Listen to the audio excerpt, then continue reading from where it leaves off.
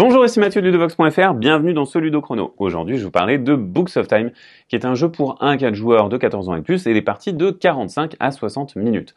Dans ce jeu, vous composez 3 recueils qui vont retracer l'histoire de l'humanité au travers différents domaines. Et vous allez essayer de le faire le mieux possible pour gagner le plus de points de victoire possible. Alors comment est-ce qu'on va gagner des points de victoire? On va réaliser des actions notamment en rédigeant des pages et en activant des pages qui vont nous donner des points de victoire.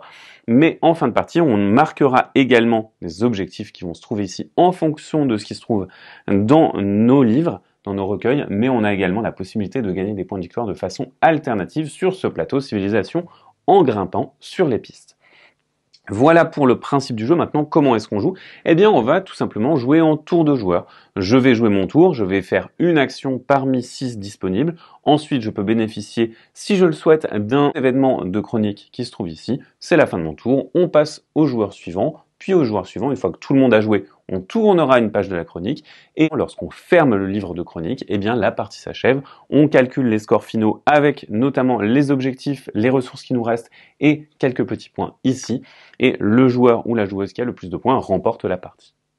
Voilà pour le principe du jeu et sa grande séquence. Maintenant, ce que je fais dans un tour, eh bien, je vais faire mon action principale à choisir parmi 6 et ces actions-là. Comme action principale, j'ai par exemple activé des capacités d'un livre. Lorsque j'active les capacités d'un livre, je vais choisir un de mes 3 recueils et marquer ce qui se trouve dans les grands cadres ici. Si je choisis le recueil jaune, je récupère 3 stylos plumes et un dossier. Le dossier va être un joker qui va servir soit de stylo plume, soit de papier, mais parfois certains effets vont vous demander de dépenser directement un dossier. Une fois que j'ai fait ça, eh bien je vais tout simplement tourner une page. Alors attention, tourner une page peut vous conduire à fermer le recueil, et dans ce cas-là, vous faites gratuitement l'action fermer un recueil. Voilà pour le principe de cette action. Maintenant, on va passer à la phase d'événement. Je peux choisir de bénéficier de ces effets. Si je le souhaite, par exemple ici, eh bien, je vais choisir de bénéficier de cet événement-là, mais pas de celui-ci. Cet événement-là va me permettre de récupérer une carte de l'offre. Je peux tout à fait consulter le dos des cartes de l'offre, mais pas le dos de la carte de la pioche parce que ça me conduirait à révéler la carte suivante. Par contre, je peux tout à fait récupérer la carte qui se trouve sur la pioche.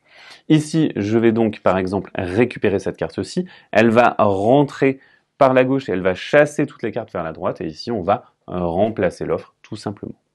Comme j'ai choisi de ne pas bénéficier de cet effet-là, c'est la fin de mon tour. On passe au tour du joueur suivant.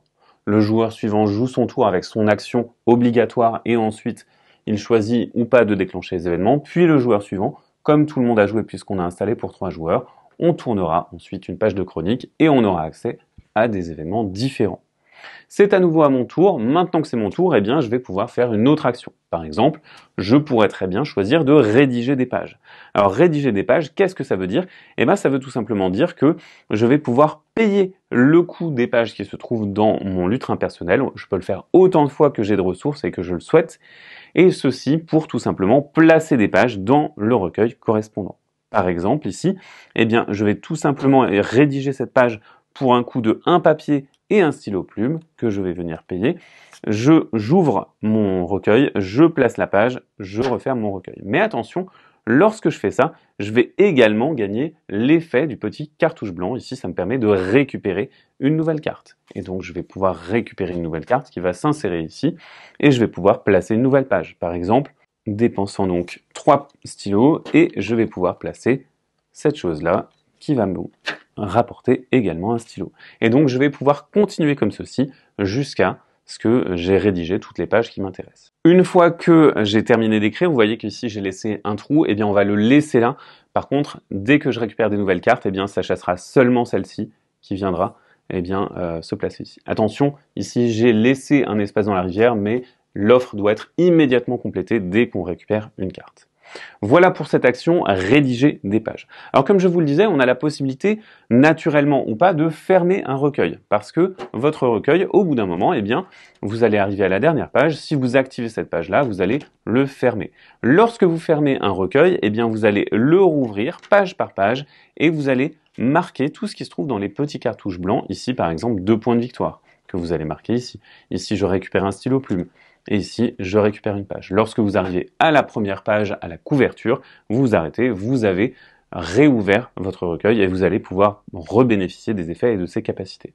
Mais attention, vous pouvez très bien décider de faire cette action de fermer un recueil alors que votre recueil n'est pas entièrement terminé. C'est une action que vous pouvez faire à votre tour. Dans ce cas-là, vous allez placer votre marque-page et vous allez ensuite dépiler et donc récupérer les ressources qui se trouvent là. Donc ici, un stylo plume et un papier, mais pas les 2 points de victoire, puisque vous n'avez pas passé les 2 points de victoire dans la lecture de votre recueil. Et ensuite, vous allez tout simplement retirer votre marque-page. Voilà pour cette action, fermer un recueil. Vous avez pour votre action la possibilité de choisir 1 à 3 recueils et de tourner une page de chacun des recueils choisis. Vous pouvez également, lors de votre tour, choisir l'action piocher. Dans ce cas-là, tout d'abord, vous pouvez payer 2 points de victoire pour retirer une carte de l'offre et elle sera remplacée immédiatement. Et ensuite, vous allez piocher 2 cartes que vous allez venir placer dans votre lutrin personnel. Et bien entendu, vous complétez l'offre. Enfin, vous avez la possibilité de progresser. Lorsque vous progressez, vous allez payer le coût qui se trouve ici pour progresser d'une case sur une des pistes de civilisation. Par exemple, je veux monter sur la piste rouge, je suis ici, je veux atteindre le niveau 1, il me faut payer un stylo plume et un papier. Dans ce cas-là, je vais progresser ici, et comme j'ai progressé, soit je bénéficie de l'effet de la case dans laquelle je viens d'arriver, soit je vais pouvoir retirer la tuile du dessus de l'objectif rouge. Alors qu'est-ce que ça fait de retirer les tuiles de ces objectifs? Eh bien ces objectifs, ils vont me donner des points en fin de partie. Et ces points de fin de partie, ils sont très importants, mais ils vont me demander de satisfaire un certain nombre de conditions. Pour l'objectif vert, il s'agira d'avoir des symboles différents. Vous voyez qu'on a des symboles sur les cartes. Il faudra avoir des symboles différents dans mon recueil. Pour l'objectif jaune, il faudra avoir une séquence précise de symboles. Et quant à l'objectif rouge, c'est une collection un petit peu différente. Si je choisis de renoncer à l'effet d'une case et que je retire une tuile, eh bien, j'aurai accès à un objectif qui est plus rémunérateur en points, mais qui est plus compliqué à satisfaire. Si jamais je choisis de bénéficier de l'effet, eh bien, vous voyez qu'on a des effets qui vont nous donner des ressources, des effets qui vont nous permettre de progresser sur d'autres pistes, ou d'autres qui vont nous donner des points de victoire en fonction de ce qu'on a dans nos recueils. Attention, lorsqu'on arrive tout en haut d'une piste, on ne peut pas choisir de renoncer à cet effet. C'est un effet qui aura lieu en fin de partie et qui donnera des points de victoire sous condition. Si jamais vous devez reprogresser dans cette piste-là, à la place, vous gagnerez une ressource ou un point de victoire. On va jouer comme ceci de tour en tour jusqu'à ce que la chronique se referme, sachant que 3 tours avant la fin de partie, on va atteindre un marque-page qui nous indique que la fin de partie est bientôt proche.